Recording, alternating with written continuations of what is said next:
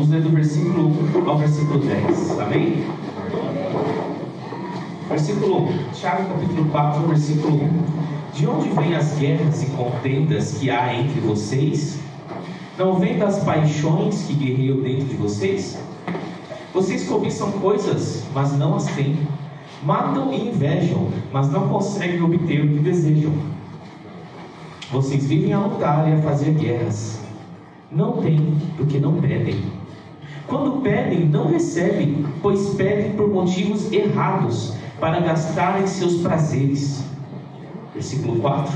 Adúlteros, vocês não sabem que a amizade com o mundo é inimizade com Deus? Quem quer ser amigo do mundo, faz-se inimigo de Deus. Ou vocês acham que é sem razão que a Escritura diz que o Espírito que Ele fez habitar em nós tem fortes ciúmes? Mas Ele nos concede graça maior. Por isso diz a Escritura: Deus se opõe aos orgulhosos, mas concede graça aos humildes. Portanto, submetam-se a Deus, resistam ao diabo, e ele fugirá de vocês. Aproximem-se de Deus, e ele se aproximará de vocês. Pecadores, limpem as mãos, e vocês que têm a mente dividida, purifiquem o coração. Entristeçam-se, lamentem-se e chorem.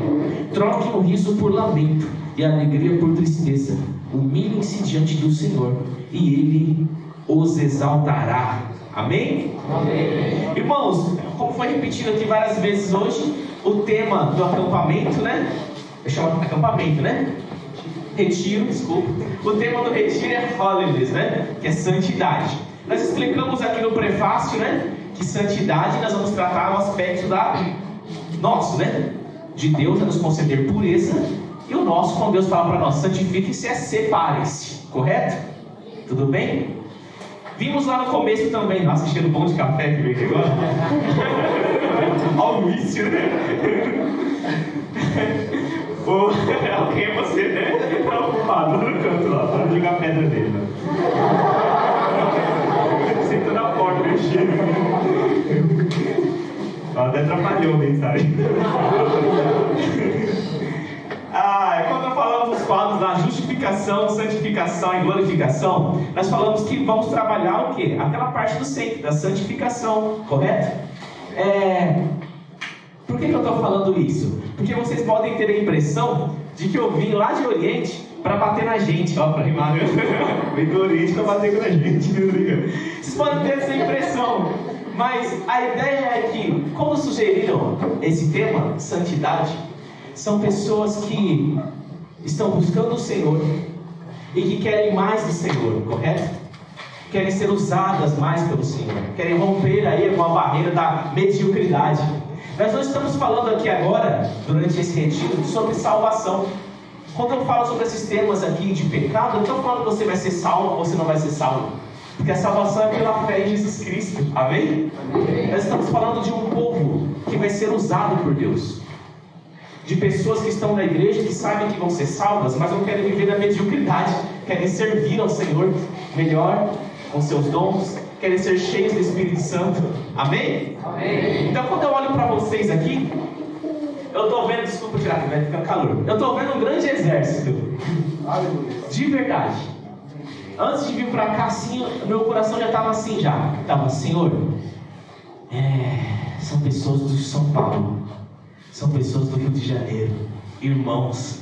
Nossa, meu desejo, e a minha ideia aqui é que nós estamos tipo assim nesse retiro no quartel-general, sabe? E quando vocês partirem daqui para suas casas, para suas igrejas, vocês incendeiem aqueles lugares. Amém. Incendeiem, contaminem as outras pessoas que não puderam vir, contaminem, sabe? Que é isso que o Senhor quer fazer com vocês. Por isso eu te convido mais uma vez a resistir a palavra de Deus que baterá em nós essa noite, amém? Não me culpe, mas fala assim, bate mais, Senhor. Pentecostal fala assim, né? Oh, Senhor, bate, né? Nesse sentido nós somos masoquistas, né? Se é apanhar de Deus que vai gerar para nós crescimento, né? Somos masoquistas. Tô brincando. Vamos lá. O título da mensagem hoje é o Novo Farisaísmo. Lá no Antigo Testamento, você vai ler, né? Você estava lendo lá e tal, você vai ver algumas coisas que são regras de purificação. que os judeus tinham que fazer? Nossa, tá bom chegar aqui, eu ouço bem. Que os judeus tinham que fazer? Por exemplo, se eles chegassem e tocassem em defuntos, né, pessoas que já morreram, ou qualquer tipo de cadáver, fosse de animais, coisa assim, tipo, tocou lá e tal, né? Que morreu fora, sem ter sangrado. Eles teriam que ir lá agora e tomar alguns banhos de purificação. Deus falava para eles, vocês agora que tocarem estão imundos. Se tivesse alguma ferida, tipo, purulenta, assim, alguém, né? Tipo, a perna, né? O cara tá estourando, tá saindo, né? Pus ou sangue, assim. Essa pessoa, ela está impura. E se alguém tocasse nessa pessoa, ela também se tornaria impura. Olha que louco. Tipo assim, eu acho que eu com as minhas espinhas... Não era espinha, quando eu estava adolescente, né? Mas essas coisas, se a pessoa tocava e outro chegava e tocava nele, pronto. Segundo a lei, ele estava impuro também, porque ele está saindo do corpo dele, né? Coisas que podem contaminar. Então, ninguém poderia tocar em mim. Agora eu tenho que ir lá e oferecer no templo, falar no templo que eu estou impuro, passar por um banho de lavagem, né? Um banho em água corrente, depois voltar lá, oferecer um sacrifício no templo, para que então a lei dissesse assim, agora você está purificado, limpo, pode voltar ao seu convívio natural. Qual que era a função disso? Essa era uma função pedagógica, que o Senhor estava ensinando para este povo o que era o pecado e quais eram as consequências do pecado. Esse povo saiu do Egito como escravo, estavam lá há 400 anos, não tinha essas regras, estavam lá. E de repente eles saem de lá, e Deus precisava dizer assim, ei, eu preciso mostrar para vocês o que o pecado fez com vocês. Assim, olha só, quer dizer então que se eu tenho um contato assim, eu estou impuro? Mas eu não estou vendo nada em mim de impureza. Eu estou impuro, espiritualmente impuro, e então eu vou lá e eu me lavo. Aí a pessoa vai lá, se lava, e aí volta. E o que mudou? As pessoas sinceras, elas deveriam começar a fazer isso e olhar, sabe para quê? Para o coração delas. Digamos que eu vou lá e adultero. Aí eu vou lá e tal... Não, adulterar você tinha que morrer, né? Mas foi outro pecado, né? Vou lá e cometo outro pecado. Aí eu vou lá e falo assim, nossa, eu me lavei, eu me purifiquei, eu ofereci os sacrifícios, mas entendi, eu estou contaminado, porque tem algo aqui dentro de mim ainda que é mal. As pessoas sinceras do Antigo Testamento, com as leis e com as regras, deveriam chegar a essa conclusão. E os homens sinceros chegaram. Em Jeremias capítulo 17, versículo 9, o profeta Jeremias diz assim, o coração é mais enganoso que qualquer outra coisa, e a sua doença é incurável. Quem é capaz de compreendê-lo? Ele foi levado a essa convicção. Meus irmãos, não está falando de romance. As pessoas tentam pegar coisa de coração e levar tudo para romance, né? Ai, não estou apaixonada por tal cara. Mas o coração é mais enganoso do que todas as coisas. Não é de romance que o texto está falando, é de pecado. É de pecado. Ao perceber tudo isso, ele fala, ei, eu lavei as minhas mãos, eu tomei um banho, mas eu percebo que aqui dentro de mim ainda tem uma coisa errada. O apóstolo Paulo vai dizer assim, quem é que me livrará desse corpo de pecado? Quando as escrituras dizem, não cobiçarás, eu percebo que a cobiça está dentro de mim, meu. Olha os mandamentos, não cobiçarás a mulher do teu próximo, a casa do teu próximo, o gado do teu próximo. É simples, você olha assim, nossa, a mulher do outro, que bonita, que legal, se ela fosse minha, ferrou, meu. O que isso significa? Significa que dentro de você habita o pecado. E essa é a convicção que ele chegou, mais enganoso que tudo é o coração. Quem poderá compreendê-lo? Como foi cantado aqui hoje no Salmo 51, Davi, um homem segundo o coração de Deus, chega à mesma conclusão. Ele fala, Senhor, me dê um coração puro. Me dê um coração puro.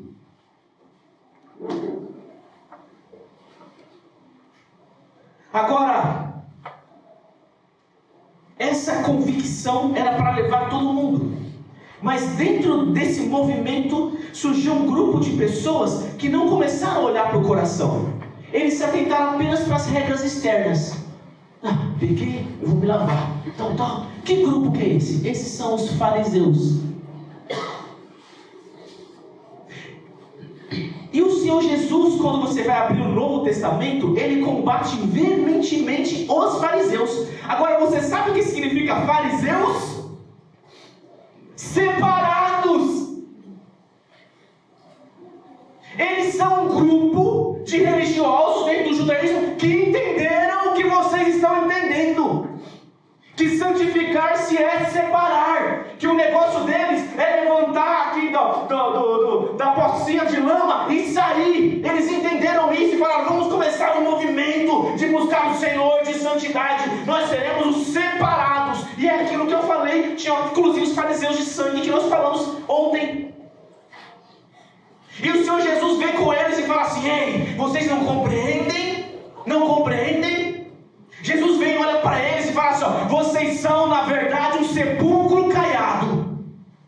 Sabe o que é um sepulcro caiado? Vai lá no cemitério, bonitinho por fora, está cheio de mármore, de flores cheirosas, mas quebrou. E quando você olha dentro, lá dentro tem um corpo podre que cheira mal. Vocês entenderam o aspecto externo, mas o coração de vocês é que está ruim. O problema é no coração. Uma vez os discípulos chegaram assim, né? Que tinha essas leis de purificação, e eles foram comer. Não porque a mão deles estivesse suja, mas porque eles achavam que havia uma purificação espiritual ao lavar as mãos, para dar uma purificação espiritual. Os fariseus chegam e falam assim: ei, seus discípulos não lavam as mãos não para comer? Jesus dá outra bronca. Vocês não entenderam? Não entenderam que o que contamina o homem não é o que entra pela boca, mas o que sai? Porque o que sai da boca sai do coração, e é do coração que procedem as guerras, assassinatos, adultérios. É do coração. Agora, aqui em Tiago, o que Tiago está trazendo é algo semelhante. Ele percebe que nos cristãos começou um novo farisaísmo. Grupos de cristãos na igreja cristã, batizados, crentes, começaram também a não atentar para as coisas do coração. E hoje nós falaremos sobre os resultados de conservar um coração impuro. Tudo bem? Quem estiver anotando, 3 resultados. Os resultados de conservar um coração impuro. Primeiro resultado. Pode acompanhar na sua Bíblia se quiser, então eu vou projetar aqui coloridinho. Pode avançar para a gente ler seu slide. Primeiro resultado. Quer dizer, antes ainda, né? Versículo 1. De onde vêm as guerras e contendas que há entre vocês? Não vem das paixões que guerreiam dentro de vocês? Antes o Tiago começa a dizer para eles assim: ó, eu vou falar para vocês aqui já. Ei, vocês tretam lá na igreja de vocês? Lá no Ministério de Louvor tem aquela concorrênciazinha assim, ó, quem que é o melhor, quem que tá tal. E a mina, sabe? Uma coisa que pega bastante com o jovem é mina. Não falando de mim, homem, as meninas também, né? É mina. Nossa, eu gosto de tal mina. Aí o cara também gosta de tal mina. Pronto, velho. Nós dois agora guerreando por tal mina. Eu lembro lá em Pompé, você sabe assim, é difícil quando você quer ser pastor, missionário, você encontrar alguém, né? Que tem o mesmo chamado. Então assim, mano, é um milagre. De verdade. É assim, ó, é difícil já encontrar mina crente na igreja. Não sei como é que é hoje, né? Na minha época, na minha idade. Era difícil, mano. As meninas eram meio lá, meio casa, assim, meio pé no mundo, pé na igreja. Mina crente já era difícil. Agora, a menina tinha que ser crente e além tinha que ter chamado missionário. Vendo a dificuldade aumentando? Vai ficando mais raro ainda. Além de ter chamado missionário, tem que querer ser esposa de pastor, porque eu queria ser pastor. Meu, vai dificultando. Além de ser esposa de pastor, e aqui tem um milagre, tem que gostar de mim. Milagre, só um milagre. Então o que acontecia? Quando aparecia alguém que era assim, ó, né? Não precisava preencher todos os requisitos, né?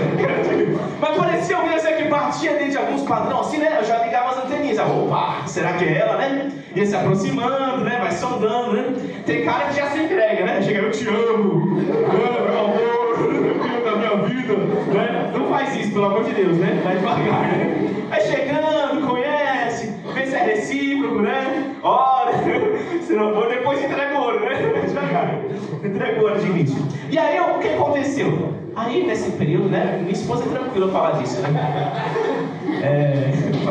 Passado, né? Eu amo ela, hoje é minha esposa, casei com ela, né? Tava casando comigo. Aconteceu um milagre, viu, irmãos? Aconteceu um milagre.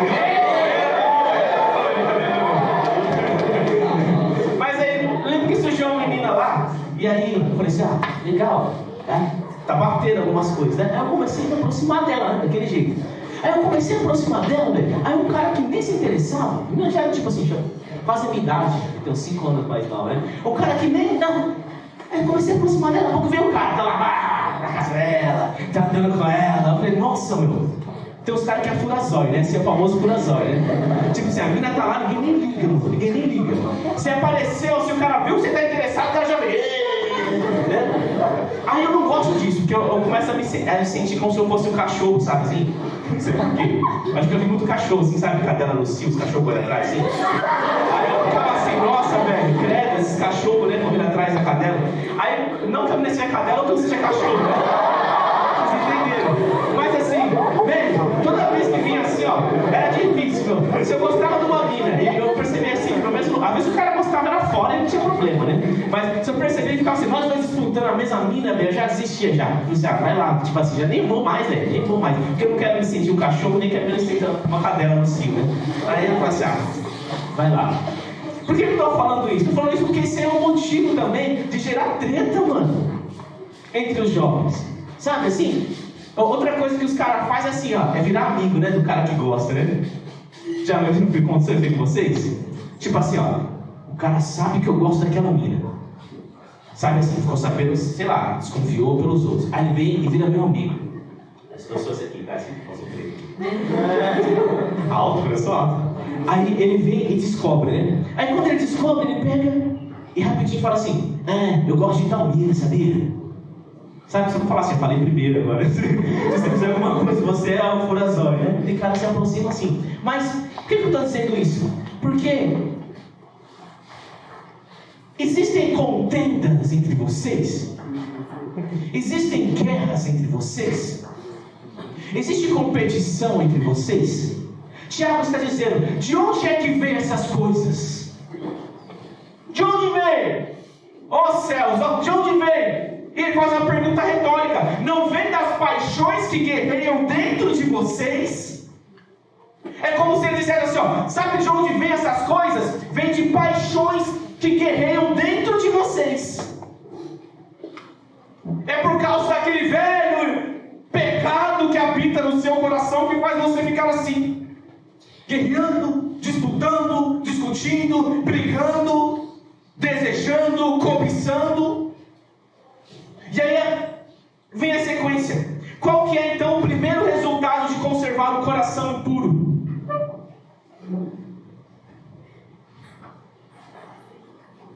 Pode avançar, gente. Desculpe, cara. Não obtém aquilo que deseja. O que são essas paixões do coração que guerreiam? O apóstolo João vai trazer luz sobre isso. Ele vai dizer assim, ó, não amem o mundo e nem o que no mundo há. Quem ama o mundo, o amor do Pai não está nele. Ele resume, o amor do mundo é concupiscência dos olhos, concupiscência da carne e a soberba da vida. Vou falar de outras formas, na nova linguagem de hoje. O amor do mundo é o desejo desenfreado dos olhos, de ter as coisas. O desejo desenfreado de possuir as coisas. E a ostentação dos bens.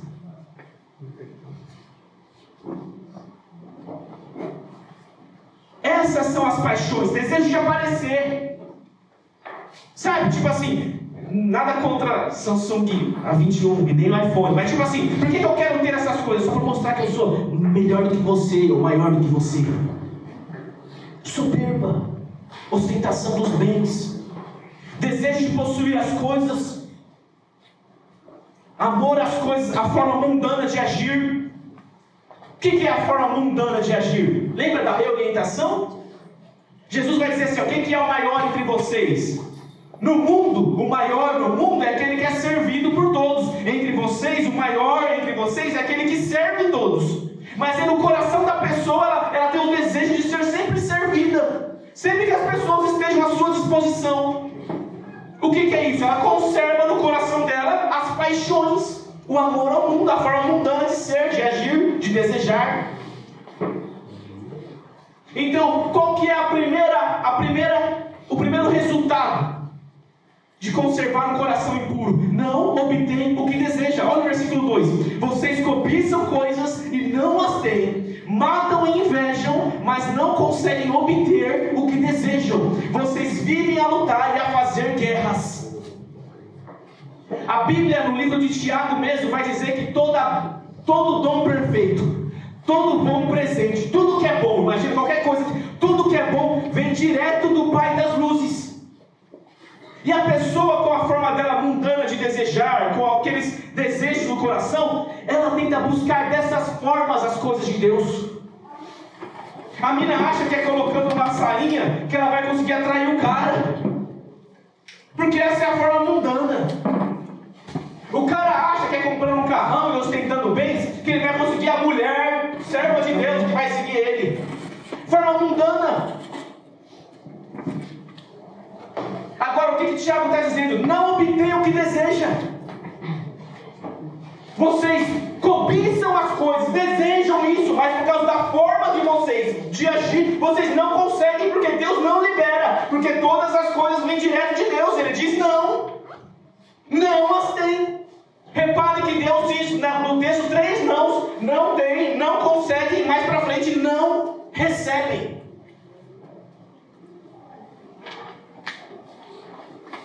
O novo farisaísmo na igreja, pessoas que só porque falam assim, eu não adultero, eu não vou no prostíbulo, eu não mato ninguém, eu não roubo ninguém, mas amam a forma mundana de agir, amam manter no coração uma forma errada de pensar, amam ser como o mundo e como as pessoas que não têm Deus.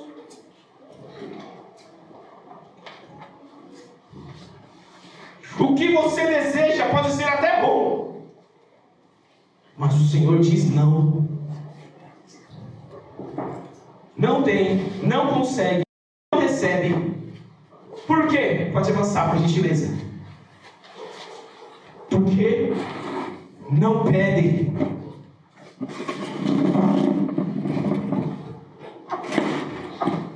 A Bíblia vai dizer assim para os crentes: pede, que te dará. Busque, que você encontrará. Bata, que seria aberto. Mas como essas pessoas, crentes, eu quero destacar isso, Tiago não está escrevendo para descrentes, está escrevendo para a igreja. É para crentes que ele escreve. Como essas pessoas conservam no seu coração essas formas mundanas de agir, de pensar e de desejar, o Senhor diz não. Agora por que não? Porque não pedem. Porque a pessoa que pensa assim, tudo que ela vai fazer é fora de Deus, ela não confia em Deus. Não confia em dobrar os joelhos e falar assim, Senhor Deus, eu peço ao Senhor tal coisa, e descansa, não confia. Ela confia no seu braço. E a Bíblia vai dizer, maldito é o homem que confia na força do seu braço. Ela confia na sua forma de agir. A Bíblia vai dizer para você, seja humilde. Considere os outros superiores a si mesmo. Perdoe. E você vai dizer assim, não vou perdoar não. Se eu perdoar, a pessoa vai ficar acima de mim. Eu vou manter a ordem aqui mesmo, é fechando a cara. Pisou comigo uma vez na bola, pisou no meu carro uma vez, acabou. Agora eu ando assim, ó, passo por ela assim. Acabou a amizade, acabou o negócio. Porque assim você quer manter o status, quer manter o poder.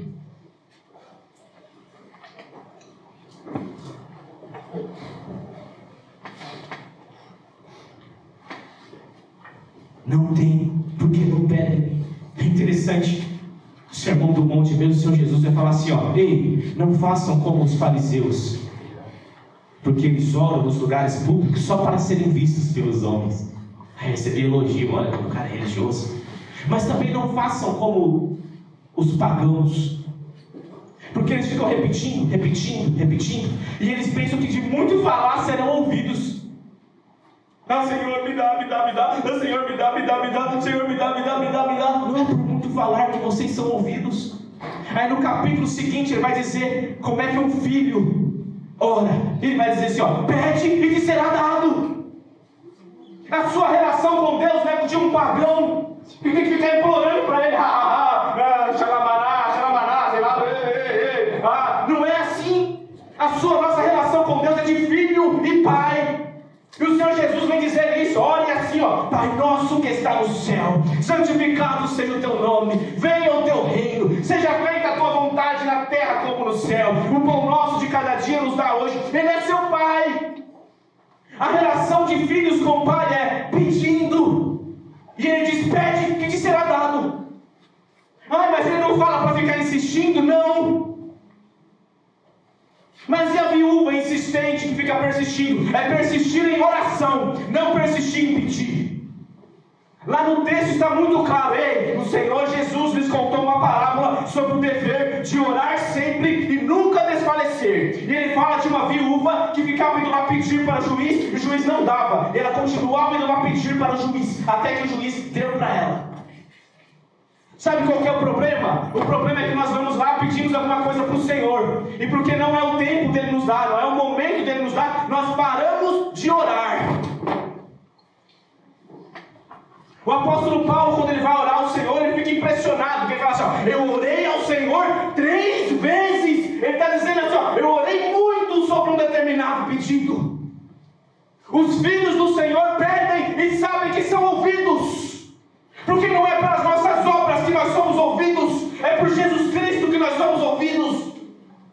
O Pai aceitou Jesus, o Pai aceitou o sacrifício dele. Ele diz: eu sou o caminho, a verdade e a vida. Não é porque eu estou pedindo uma coisa para o Senhor e o Senhor não me deu agora que eu vou parar de orar. Orar não é só pedir. Quando eu oro, eu entro num lugar onde eu estou na presença do Senhor, e eu sei que eu sou filho de Deus. É louco. Você passa o quê? Perseguição no seu trabalho, perseguição na sua escola. Orar não é só pedir. Aí você volta para o seu quarto lá, dobra os seus joelhos. Sabe o que você está fazendo? Você está conversando com o Senhor do universo, mano. Com o Senhor do universo. Agora, porque o Senhor não te deu uma coisa que você queria, na hora que você queria, você vai parar de orar? Os filhos de Deus oram e recebem. Pede que te será dado. Busque que vocês encontrarão. A pergunta dos irmãos aqui para Tiago era essa: ei, nós estamos orando e não está acontecendo o que nós estamos pedindo. Que eles sabiam que crente pede e recebe. Em outro momento eu posso falar mais sobre isso. Tem um casal lá em Pompeia, o Marcos Paul e a Gladys, que são assim uns... Eu tenho vários pastores, né? Que eu chamo eles também dos dom pastoral deles, né? Então quando eu precisava de alguma coisa que era solteiro, eu ia até eles, assim, a chorar, né? Que é aqueles caras que vão ouvir você chorar, né? E aí assim, eu chegava para eles e eu falava assim: não, estou passando por tal coisa, tal coisa, tal coisa. Eu ia lá esperando um conselho. E eles falavam assim: você já falou isso com Deus? O homem quebrava, mano. Homens de Deus e mulheres de Deus te orientam assim. Os filhos recebem as coisas do seu pai pedindo. Essa é a forma que Deus estabeleceu de você receber as coisas do pai, pedindo. E você já pediu? Já pediu?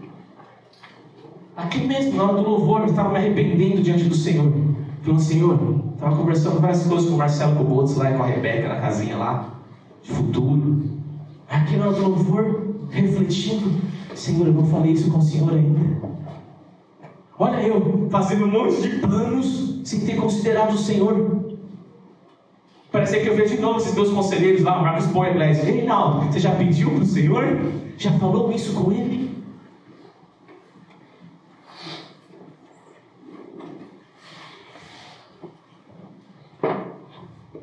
Eu fico às vezes pensando, quando eu chegar no céu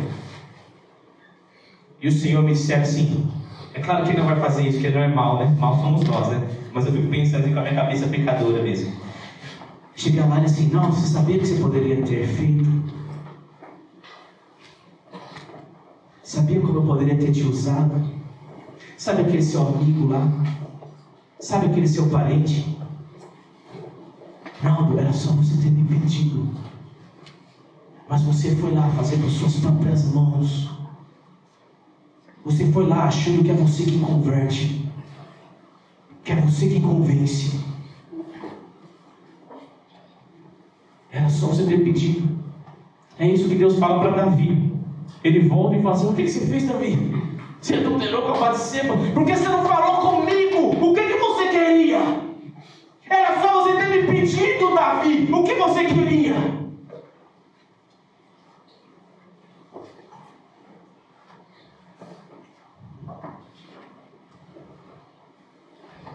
Pode avançar, por gentileza.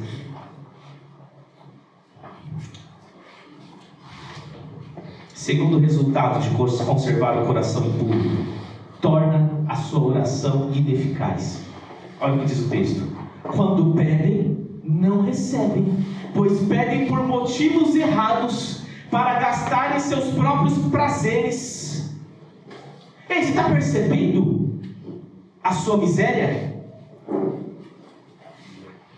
Tudo que você tenta fazer, quando tem um coração impuro, desejo de aparecer. Eu vou pregar lá, as pessoas vão me elogiar. Vou lá pregar na primeira região, São Paulo e Rio de Janeiro. Vou ficar conhecido. Por que é que você faz as coisas?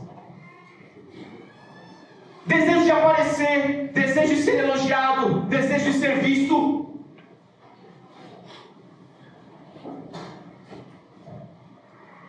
Tudo que você tenta fazer, não consegue. Aí você fala: vou pedir. Aí você vai, começa a pedir, não recebe. Para onde você vai?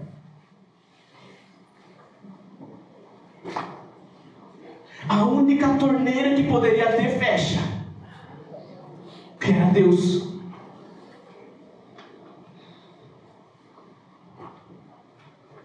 O Senhor olha o nosso coração.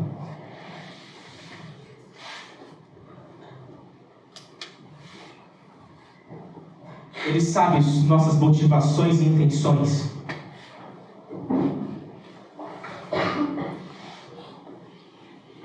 A pessoa que conserva no coração o desejo puro, ela não está interessada em Deus e nem nas pessoas. Ela está interessada nela mesma.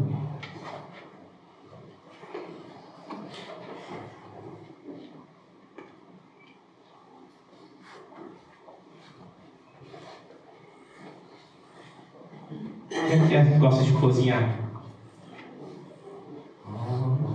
Quem já assistiu o Masterchef? Não acompanha as coisas?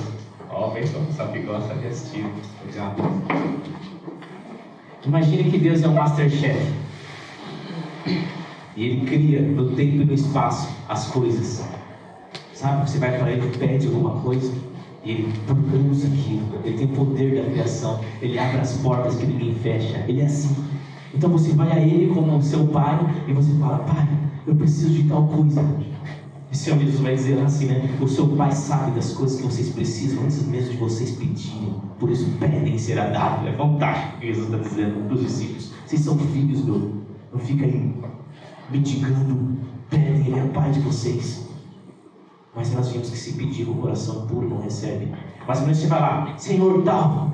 Então o Senhor vai criar aquele prato delicioso. Vamos dizer o que você quer, o que você quer.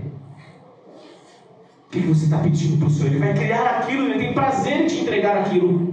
Mas a pessoa que está buscando isso para os seus próprios interesses, seus prazeres, ao pegar aquilo, ela vai correr lá para Satanás e vai gastar com ele.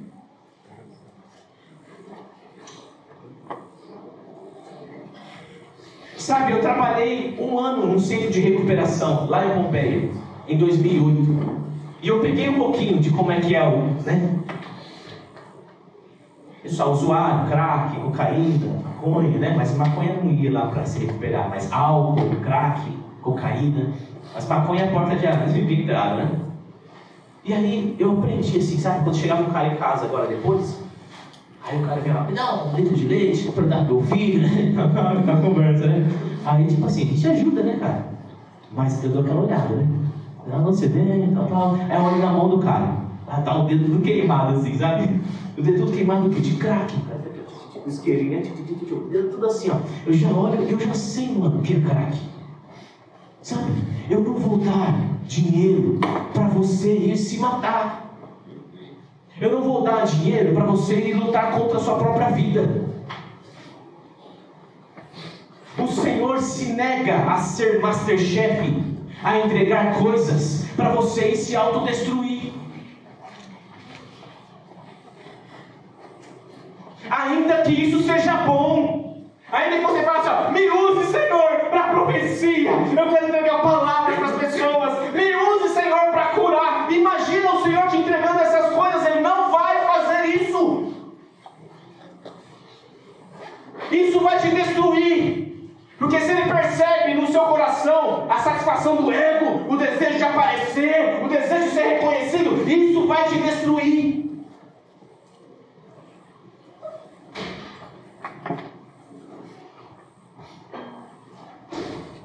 Teólogo chamado Fritz Heinecker, ele diz assim: eventualmente uma pessoa se torna receptiva para dons enganosos, falsos milagres, de outra fonte que não é Deus.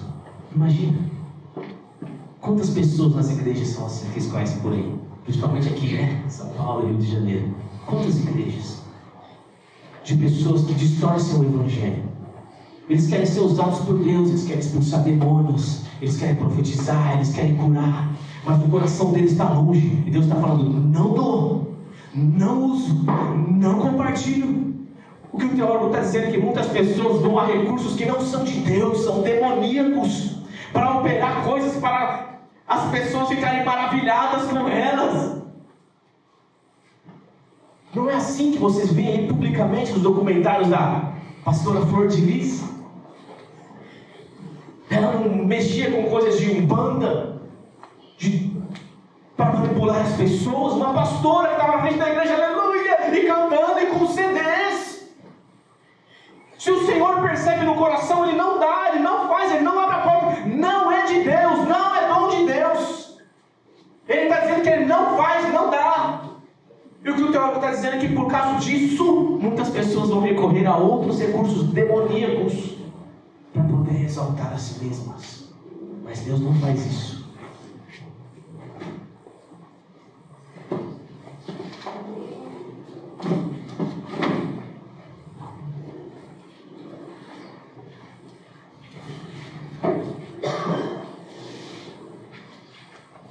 Terceiro e último resultado.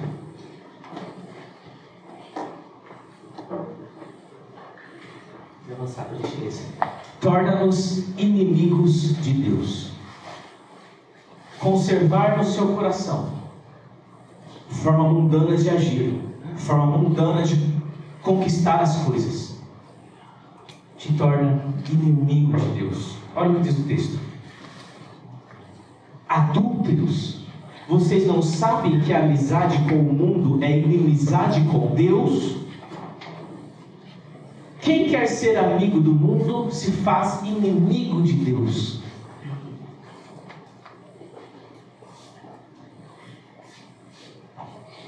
Você não está entendendo. O Senhor não está dizendo assim, ó, que por conservar isso no coração, Deus não vai te ouvir. Não está dizendo isso. Está dizendo que Deus será o seu inimigo. Não significa que Ele vai virar as costas para você. Ele vai te ver muito bem, mas como seu inimigo. Se o Naldo está aqui com o desejo de aparecer, e eu falo assim, ó, eu vou fazer tal coisa, Deus se levanta, se coloca na frente e fala, não vai, não vai, não vai conseguir.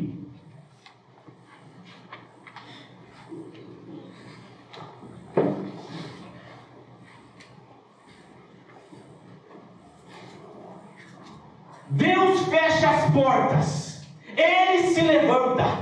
Não é o diabo que te trava, crente. As portas do inferno não prevalecem contra você, crente. Quem impede é o Senhor.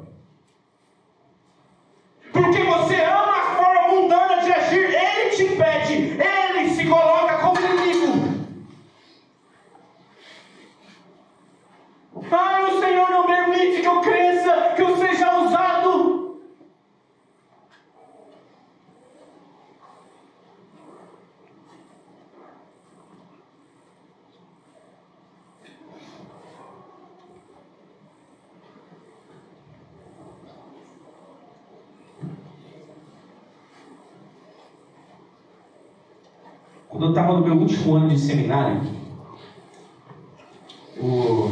tinha um rapaz casado já na minha turma, o pastor Sérgio, ele é pastor agora lá na Evangélica Livre em Cascavel. E ele teve um sonho.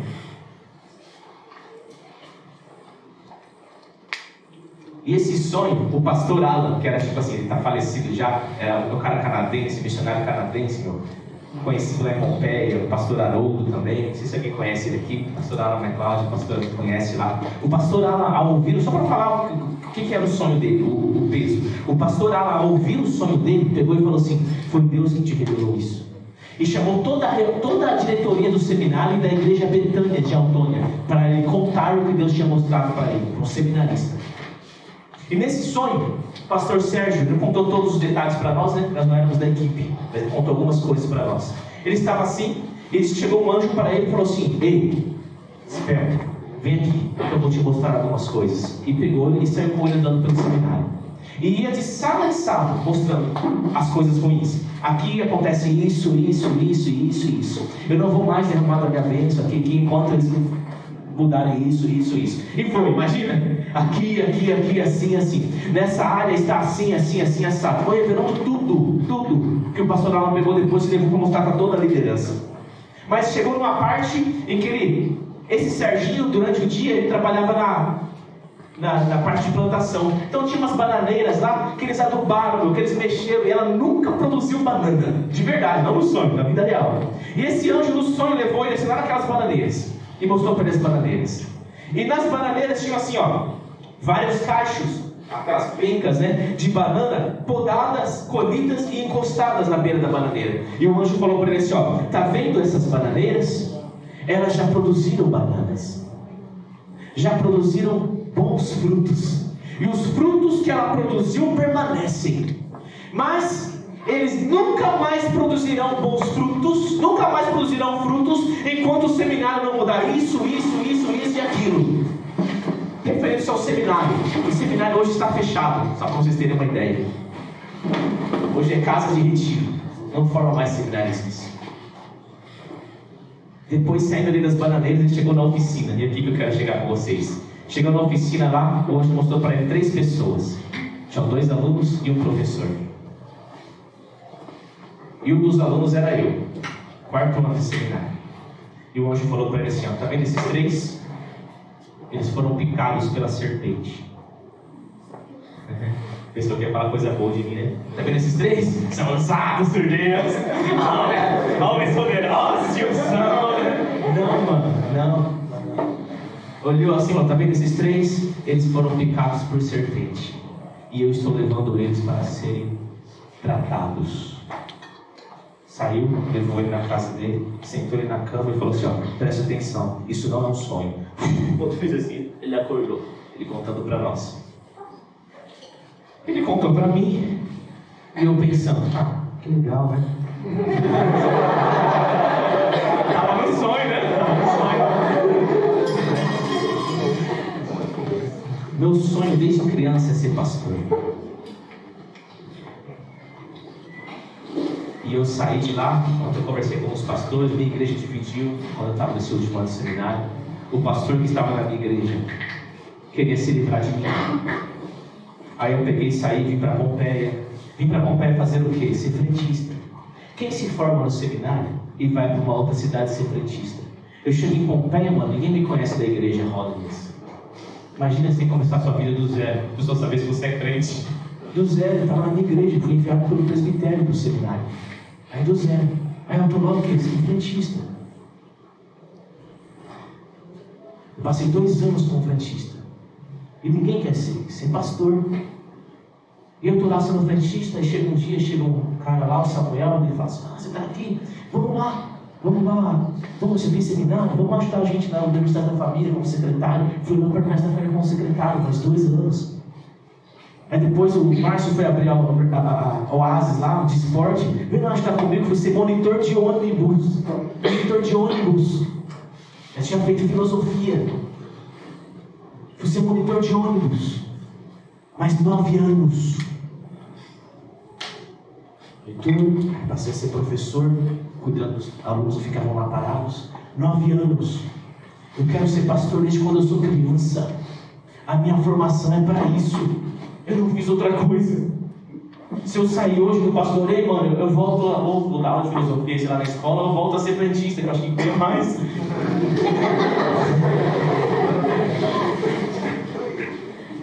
Eu não sabia que o tratamento ia levar tanto tempo. De boa, levar para ser tratado de boa. Mas eu sei o porquê. Sabe por quê? Orgulho. Desejo de aparecer. Desejo de ser visto e reconhecido. Tá vendo? Esses 3 foram picados por serpente. O que aconteceu todos esses anos em que eu quero ser pastor, eu queria ser pastor? Nessa caminhada toda a gente tende a pensar assim, ó, ai, os irmãos não me chamam para ser pastor. É o pastor que está me impedindo, não me abençoa. Não é, mano, é Deus. É Deus.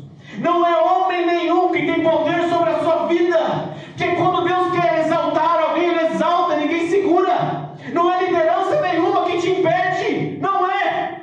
Deus pega José como preso, como escravo no Egito, e leva ele a ser governador do Egito. Quando Deus quer, nada impede. Mas o contrário também, quando Deus não quer, nada dá certo.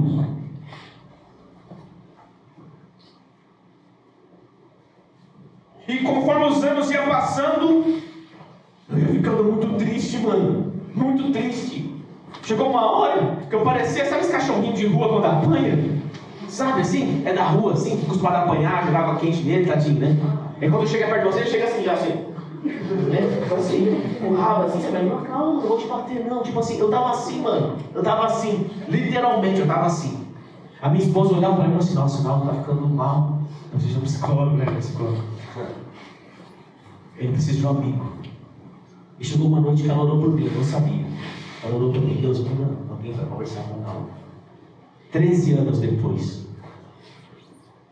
é esse meu amigo que eu venho conversando com ele mais há muito tempo.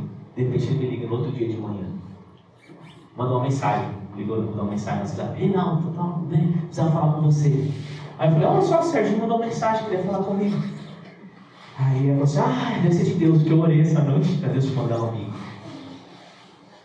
E aí tá, depois eu liguei para ele e falei, ei mano, tá, como é que você tá, preto? Ele chama de preto negro. Ele chama de negro. E aí, negro, como é que você tá? Aí eu falo que ele usa blusa, né? Que é tudo peludo assim, né? Aí ele ia pra piscina do seminário e fala assim, tira a blusa, né? Aí ele fala assim, ei negro, né? Eu com tênis assim, da Nike, né? Ei, tatuou Nike no teu pé, né? Bullying, né? Tipo, não corta isso aí na gravação, não incentivo, né? Antigamente essas coisas não eram tão. Né? Agora é bullying. Antigamente não era assim, né? 13 anos atrás, né? A gente brincava, pô. Mas tinha o bullying já em lugar. Esquece.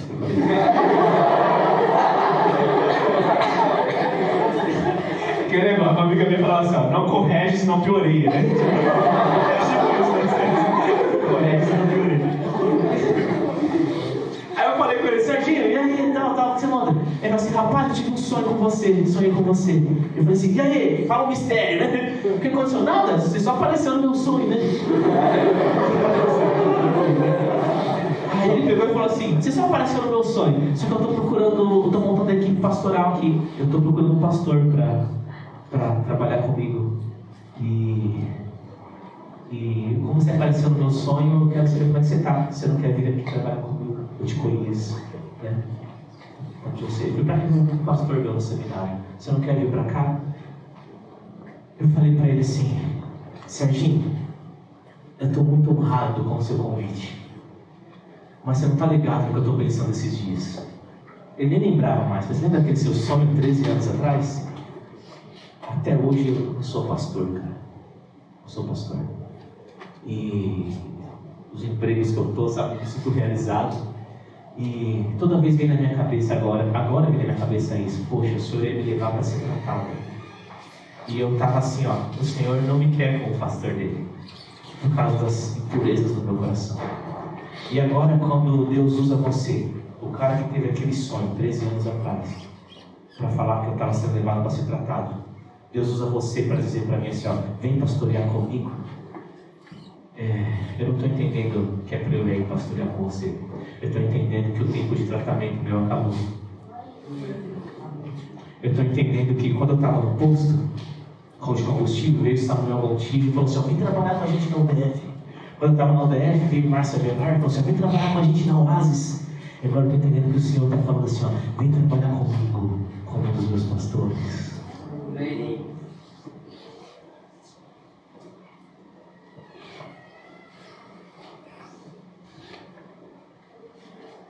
O que é que você está passando?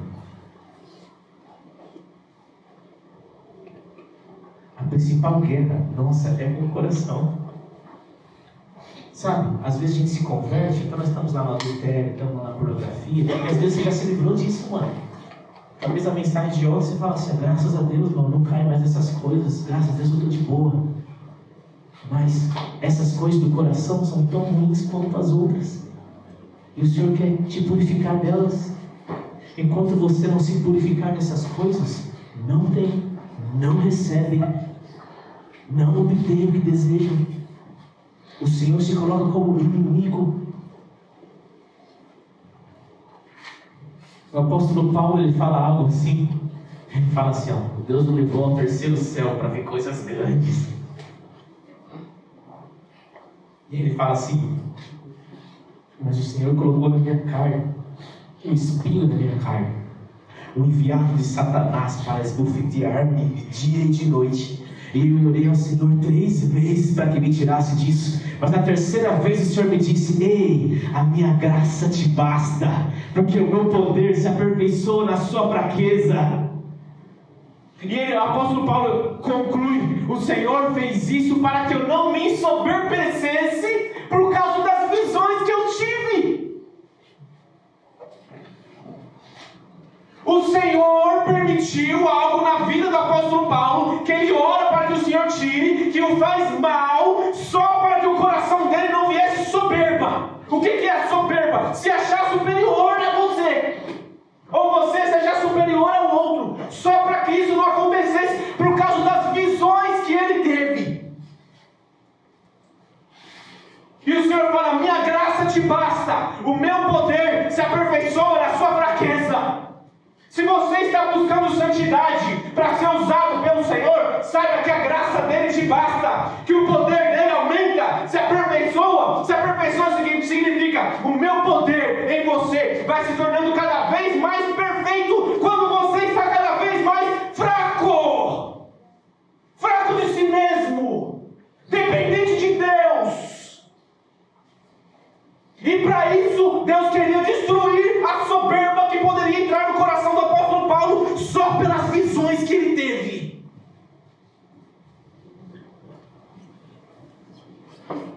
Santidade é ser usado por Deus que você quer. Santifique-se, separe-se. Continuando o texto, por gentileza. Ou vocês acham que é sem razão que a Escritura diz que o Espírito que Ele fez habitar em nós tem fortes ciúmes? O que Ele está dizendo? A Escritura diz que o Espírito que Ele fez habitar em você tem fortes ciúmes. Você acha que a Bíblia fala isso sem razão? Não tem motivo nenhum? O motivo é que esse Espírito que está dentro de você tem ciúmes de quê? Das paixões mundanas que você conserva dentro do seu coração. É isso que ele está dizendo. Não é sem razão que a Bíblia diz que o Espírito que Ele fez habitar em você tem fortes ciúmes. Não é sem motivo. Este é o motivo. As paixões estão dentro de você. Agora, você sabe o que é ciúmes? Ciúmes é o forte anseio amoroso de ter a pessoa completamente para si. Vou repetir. O que é ciúmes? O forte anseio amoroso de ter a pessoa completamente para si. Leia aqui agora. Trocando ciúmes pelo significado. Ou vocês acham que é sem razão que a Escritura diz que o Espírito que Ele fez habitar em nós tem forte anseio amoroso de ter você completamente para Ele. O Espírito que Ele fez habitar em você tem um forte anseio amoroso de ter você completamente para Ele. As pessoas falam: eu quero ser cheio do Espírito. Mentira, é Ele que quer te encher.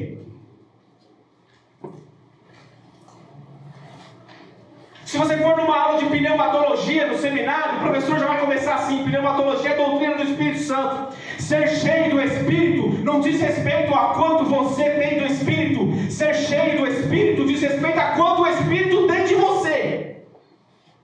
Quem tem um forte anseio amoroso de te encher é Ele. Aleluia! Por que aleluia? Porque está nas suas mãos tirar isso do coração, lutar contra isso. Quer ser cheio do Espírito? A sua guerra é contra esses desejos dentro do coração, porque o Espírito está pronto para que assim que você libere, Ele te enche e te usa.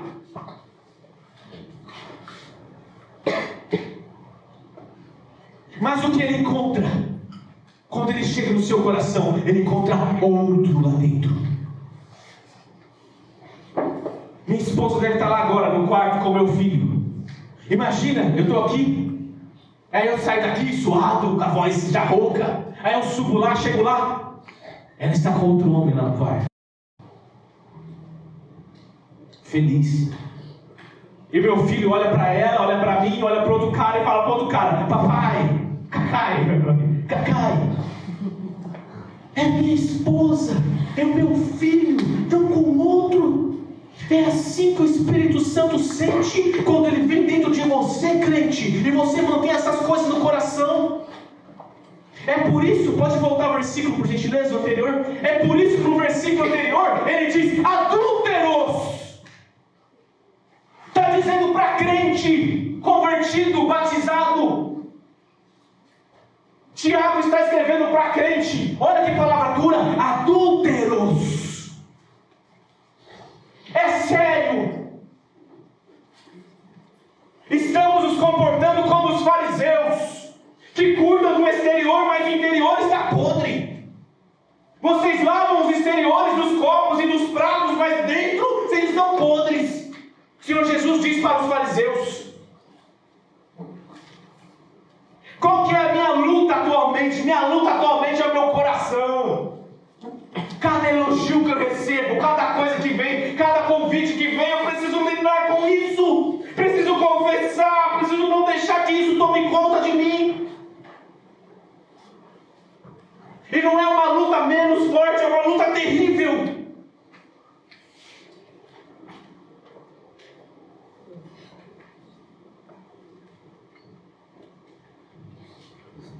Adúlteros, o apóstolo Tiago diz. Essa não é a quebra do mandamento: não adulterarás. Essa é a quebra do mandamento: não terás outro Deus além de mim.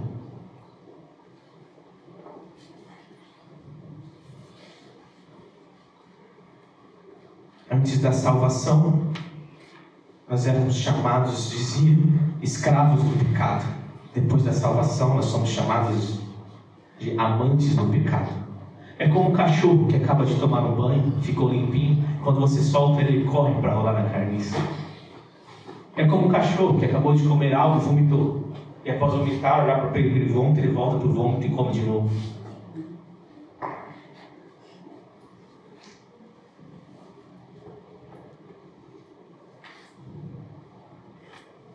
Atos capítulo 8, estamos encerrando já, tá? Não vai ter mais pontos, caminhando para o fim. Atos capítulo 8. Alguém pode pensar assim: isso aí não acontece com pessoas que são convertidas, não.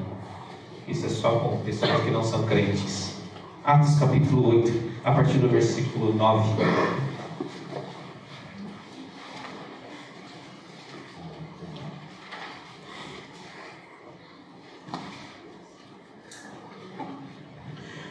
Amém?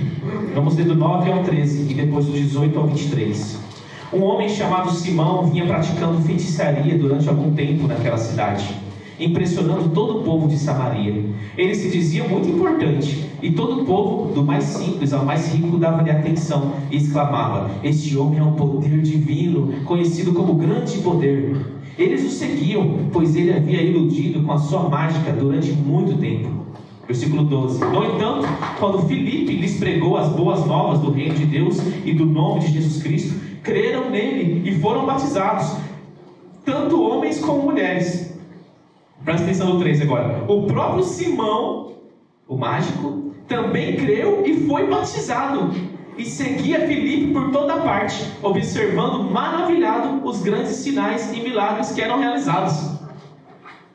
Eu quero destacar aqui que esse Simão mágico, ele creu no Senhor Jesus, ele foi batizado e ele era discípulo, seguia Filipe por todos os lados, vendo os milagres e maravilhado. Mas continuando, aqui antes de ir para o 18, tá? O que aconteceu aqui agora? Agora eles vão lá e chamam os apóstolos, Pedro vem, para orar pelos irmãos de Samaria que se converteram, que se batizaram, para que eles recebessem o Espírito Santo. Então o que acontece? Vem o apóstolo Pedro e começa a impor as mãos sobre as pessoas, e elas começam a receber o Espírito Santo. E aí esse Simão mágico fica maravilhado. Vamos lá no versículo 18. Ele já creu e já foi batizado. Agora versículo 18. Vendo Simão que o Espírito era dado com a imposição das mãos dos apóstolos, ofereceu-lhes dinheiro e disse: dê-me também este poder, para que a pessoa sobre quem eu puser as mãos receba o Espírito Santo. Pedro respondeu: pereça com você o seu dinheiro. Você pensa que pode comprar o dom de Deus com dinheiro? Você não tem parte nem direito algum neste ministério, porque o seu coração não é reto diante de Deus. Arrependa-se dessa maldade e ore ao Senhor. Talvez Ele te perdoe, Ele perdoe tal pensamento do seu coração, pois vejo que você está cheio de amargura e preso pelo pecado. O cara creu, o cara se batizou, o cara está seguindo Filipe, mas o que ele fez aqui? Desejo mundano, forma mundana de agir. Ele quer conquistar um dom de Deus como: ei, eu te dou um dinheiro e você passa esse dom para mim? E às vezes nós queremos fazer as mesmas coisas. E o que o apóstolo Pedro diz para ele? Ei, crente, o seu coração não é reto diante de Deus. Arrependa-se dessa maldade e ore ao Senhor. E o que eu quero destacar aqui, o versículo 22 é: talvez Ele te perdoe de tal pensamento. Nós gostamos de dizer assim, ó: ora ao Senhor que Ele te perdoa por isso. Pedro diz para ele assim, ó: crente batizado, ore ao Senhor, que talvez Ele vai perdoar você por isso que você tem pensado. Talvez.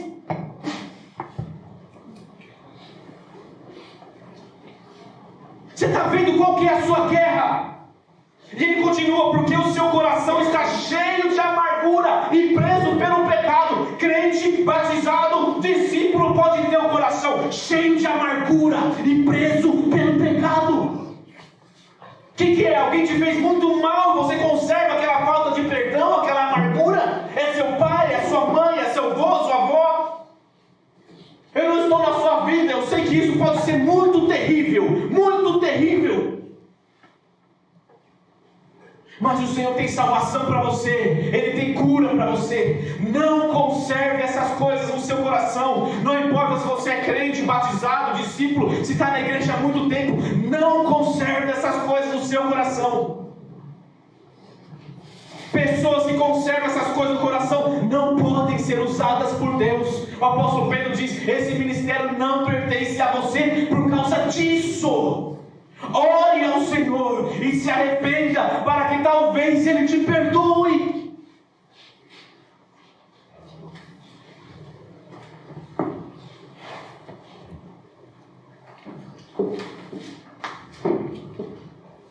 Você consegue perceber a sua miséria?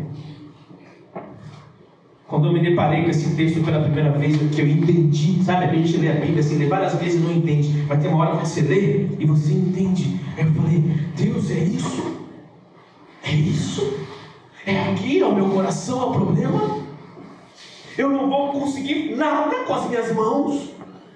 E quando eu peço ao Senhor, eu não recebo nada por causa do meu coração. Eu nunca vou ser usado pelo Senhor, nunca. Nunca vou ver os seus milagres, o seu operar, nunca. Eu entro em desespero. Eu caí no chão assim, que Senhor, me perdoa, como é que pode evitar isso em mim? Por favor, me perdoa. E eu chorava, e logo enquanto eu chorava, eu já imaginava eu na frente dos outros fazendo isso. Me perdoa. As pessoas falando assim, nossa, olha só como ele é crente, ele pede perdão dos pecados. Que homem de Deus. E quando eu pensava isso, eu falava assim, aí eu chorava. Olha Deus, nem confessar os meus pecados eu consigo, sem que na minha cabeça venha o desejo de aparecer. Você está entendendo? Vem no meu coração o desejo de aparecer, de ser visto, de ser reconhecido, como fariseu que orava em público, que falava em público, sepulcro caiado, Naldo, você está podre por dentro, eu não te uso.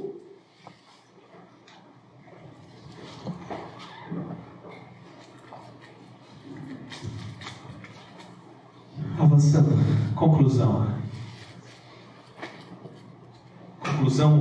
versículo 6. Mas Ele concede graça maior. Por isso diz a Escritura: Deus se opõe aos orgulhosos, mas concede graça aos humildes. Eu gosto tanto desse mas. Eu destaquei, mas. Ao olhar para você pode ter o mesmo desespero. Você pode falar assim, como eu sou terrível, como eu sou pecador, como eu sou. Mas aí Tiago continua e fala, mas, porém, todavia, mas, se você acha que o seu pecado é tão grande, que o seu coração está tão contaminado, que bom que você acha que isso é verdade. Se você acha que isso é tão grande, Tiago vai dizer, mas, existe uma graça que é maior do que tudo isso que você pode sentir ou ser. A graça de Deus para o tamanho do seu pecado é muito maior. Glória a Deus, mas Deus concede uma graça muito maior do que todo o seu pecado, toda a sua impureza.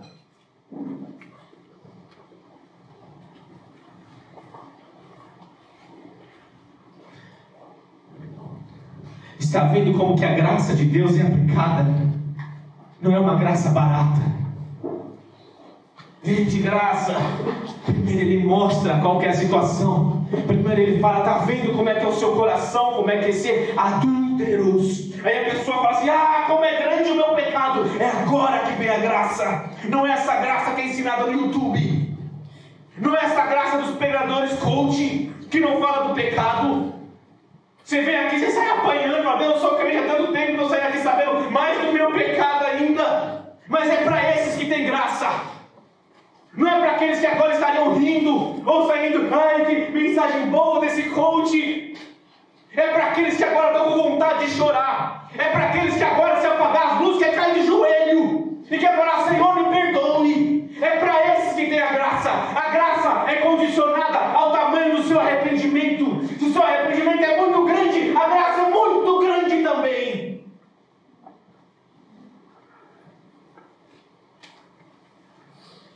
Deus se opõe aos orgulhosos, mas concede graça aos humildes. Aqui está o princípio. Graça é para aqueles que se humilham, e não para aqueles que falam, eu não sou assim não tem nada no meu coração não. Essa graça é grande.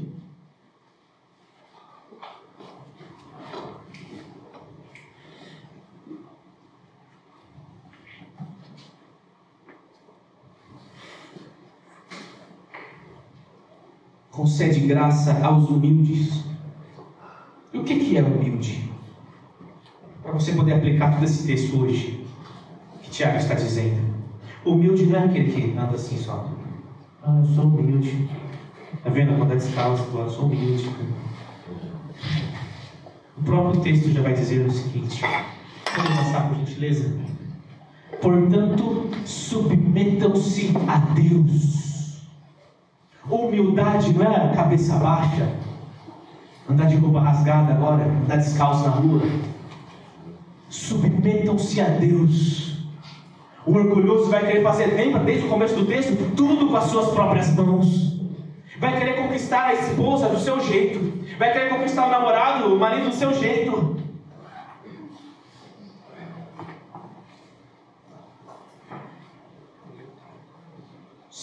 humilhar ao Senhor é submeter-se a Ele. É crer que o seu Pai está no céu, que Ele ouve a sua oração.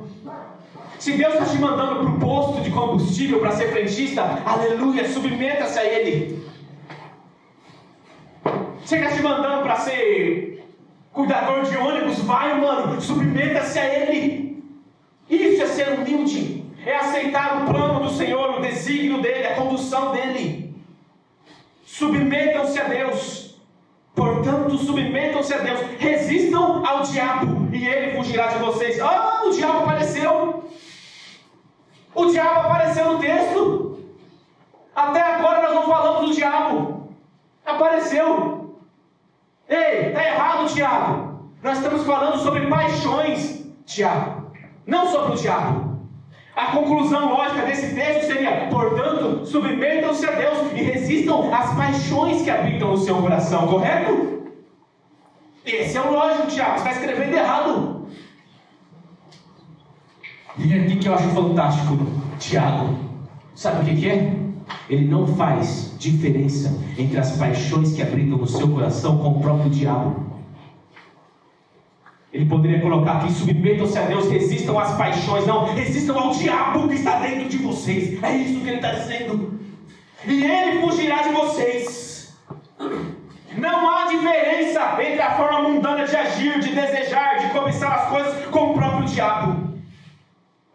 Quando eu leio Jesus Cristo conversando com Pedro e fala assim: ah, eu vou morrer na cruz e tal, e vai acontecer isso, o filho do homem será entregue. E Pedro fala assim: não, Senhor, eu faço isso com você, poupa a sua própria vida, né? Tal. Não pense essas coisas acerca de você mesmo. O Senhor diz assim: ó, para trás de mim, Satanás, porque você não conhece as coisas de Deus, não discerne as coisas do Senhor, você pensa de forma mundana. Jesus também não faz diferença entre um pensar de forma mundana com o próprio diabo. Ele não tem medo de olhar para Pedro e falar assim: ó, para trás de mim, Satanás. Aquilo que nós conservamos no nosso coração, forma mundana de agir, de desejar, de cobiçar, é o próprio diabo. E como é que eu faço então, Naldo, para tirar isso do meu coração? Resista, que ele vai fugir.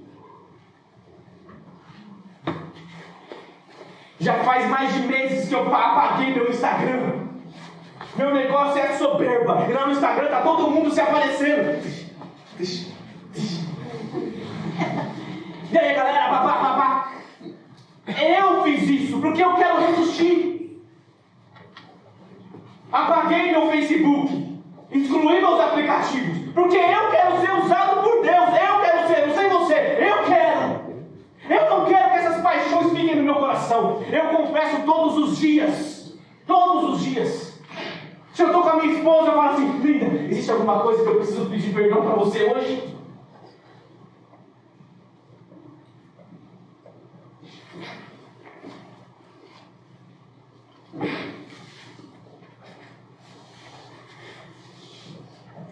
Resista.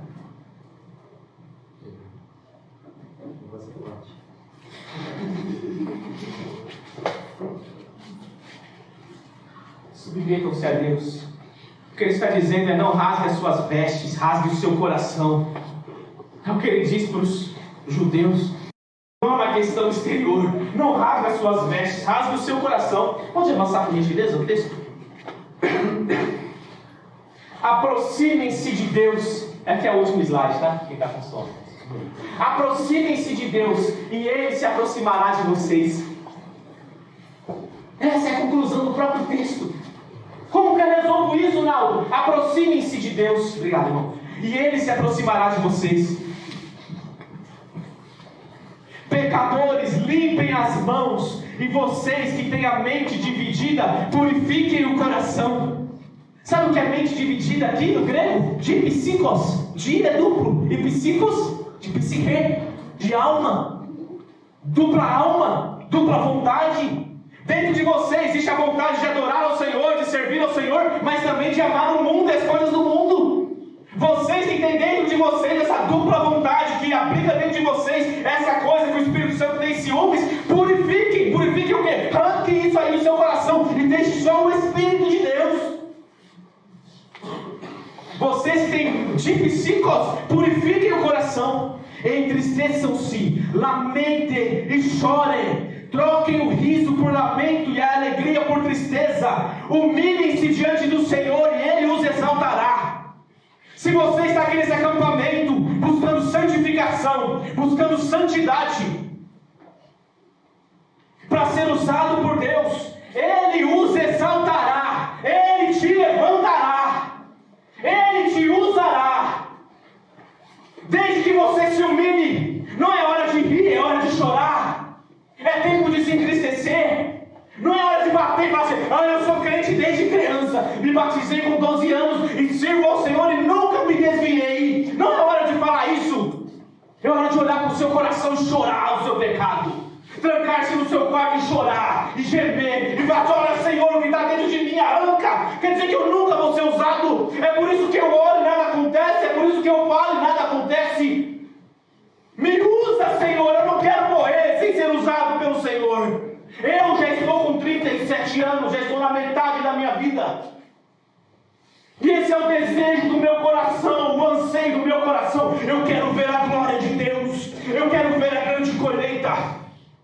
Eu quero ver as pessoas, as multidões aceitando Jesus. Eu quero ver morto ressuscitando, paralítico andando. Eu quero ver. Não precisa ser comigo, eu quero ver. É hora de chorar. É hora de buscar o Senhor. É hora de se humilhar. Humilhem-se diante do Senhor e Ele os exaltará. Eu lembro que uma vez eu discuti com meu pai. Quando eu era adolescente, eu brigava muito com meu pai. Meu, e é treta. A maioria dos meninos aqui deve brigar com o pai, não sei. Mas eu brigava muito. E aí chegou uma vez que eu fui pedir perdão para ele. Aí eu cheguei assim, ó. Meu pai estava ali. Aí eu cheguei para ele assim. Arrependido, né, mano? Me ajoelhei na frente dele assim. E falei assim: pai, eu ri com o Senhor. Eu falei coisa que não devia. Por favor, me perdoe e tal, tal, tal. Aí ele pegou, se levantou assim, eu ajoelhado. Você é assim mesmo! E tal, tal, tal, tal. E continuou me humilhando. Pá, pá, pá. E saiu, mano. E saiu. O que o Tiago está falando aqui? Deus não faz como o pai do Naldo. Quando você se humilhar diante do Senhor, Ele te exalta. Ele não permite que uma pessoa arrependida e entristecida continue humilhada diante dele. Se você verdadeiramente se arrepender e se entristecer, quando Ele vê você lá, Ele te pega e te levanta. Ele te exalta. Gostaria de convidá-lo para se colocar de pé e chamar o ministério de louvor. Irmãos, nós estamos no acampamento. Por favor, por favor. Eu sei que o horário está avançado, mas o Senhor preparou esse tempo para nós. Nós temos que crer que as pessoas que se envolveram nisso desde o início oraram e escolheram um tema que o Senhor quer falar conosco. Nós temos que crer que cada um que está aqui, cada pessoa que está escolhendo uma música para louvar, o Senhor está na condução. Estamos submetendo a Deus. Temos que crer que a noite que o Senhor preparou hoje é para mim, para você, para a cura. Que esse acampamento é porque o Senhor preparou para que você saia daqui transformado. Não deixe que o sono, o cansaço te vença agora. Não perca a oportunidade de estar junto com a igreja reunida e orando.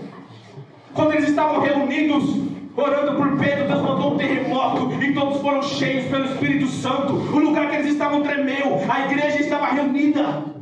No Pentecostes, os irmãos estavam reunidos e Deus mandou o Espírito Santo e todos viram línguas como de fogo em cima deles e eles falavam em línguas e profetizavam. Não deixe que o inimigo roube de você esse momento pelo cansaço, pela raiva, pela ira. Não deixe. Não permita que você saia daqui o mesmo. Você não sabe o que vai acontecer a partir daqui. Talvez seja a última oportunidade que o Senhor está te dando para aceitar Ele como seu Senhor e seu Salvador. Ele abriu essas portas e te trouxe aqui, não foi à toa. Todas as coisas estão no poder dEle. Nem um fio de cabelo cai na sua cabeça sem que Ele saiba. Nem uma folha de uma árvore cai. Não fique indiferente.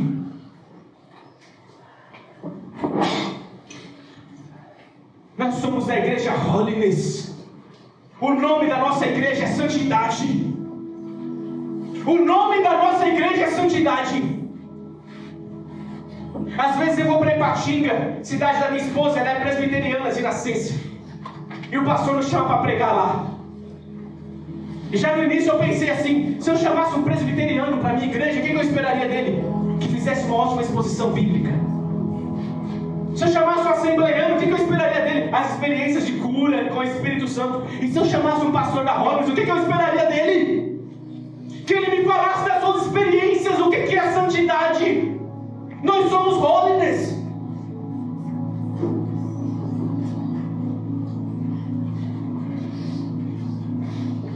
Um homem na Inglaterra chamado John Wesley, ele estava com esse mesmo sentimento. Ele já era pastor, já era missionário internacional. E ele percebeu nas viagens que o coração dele estava impuro. Ele voltou para a Inglaterra e começou a reunir na faculdade jovens. Começou a reunir para orar, buscar o Senhor, confessar os seus pecados. Eles faziam isso regularmente, era sentar para confessar pecado.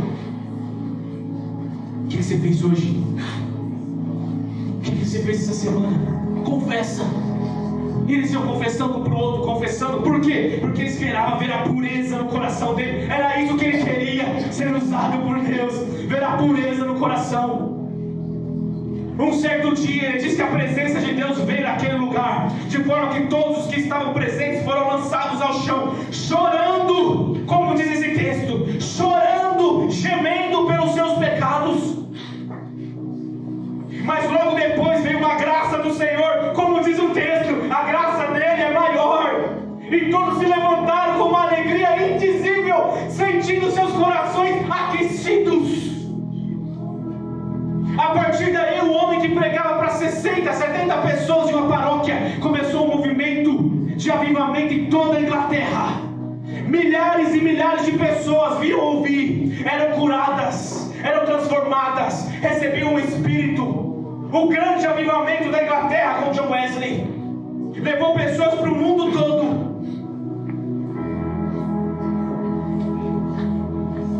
Ele não é diferente de você. Não é diferente. É para todo crente que o Senhor promete isso.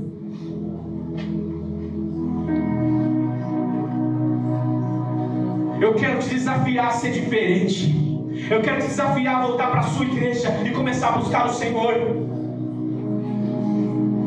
Lá em Pompeia nós começamos a fazer isso há anos atrás. O meu sonho era receber o dom de línguas, e eu nunca tinha. Eu voltava da faculdade de filosofia, era meia-noite, não tem desculpa, meia-noite. Pessoal, vamos fazer uma vigília. Todo mundo chegava da faculdade, meia-noite na sexta-feira, vamos orar, vamos. Todo mundo ia para a sala de oração lá. O que nós fazíamos? Sentávamos e confessávamos pecado. E depois orávamos até umas 2h30, 3 horas da manhã. Isso foi por quase um ano. Chegou um dia que eu estava diante de um menino, não tinha música, não tinha nada. Ele e o rapaz no início da oração, confessando os pecados uns aos outros. Eu confessei os meus pecados a ele, ele orou comigo, ele confessou os pecados dele para mim. E quando eu fui orar por ele, eu coloquei a mão sobre a cabeça dele e eu falei assim: Senhor, depois da oração, enche ele com teu Espírito Santo. Quando eu falei: Senhor, enche ele com teu Espírito Santo, vem sobre mim. Senhor, enche ele com teu Espírito Santo. E aquele poder veio. Eu comecei a falar em língua. Eu me senti poderoso em Deus, poderoso. E aquele lugar ficou. Eu estava falando em línguas, o Espírito Santo veio sobre mim. Minha cabeça estava assim: que bom, aconteceu, está acontecendo. Eu não quero que pare, está acontecendo. Isso o Senhor tem para você, tem para a sua igreja, tem para a sua cidade.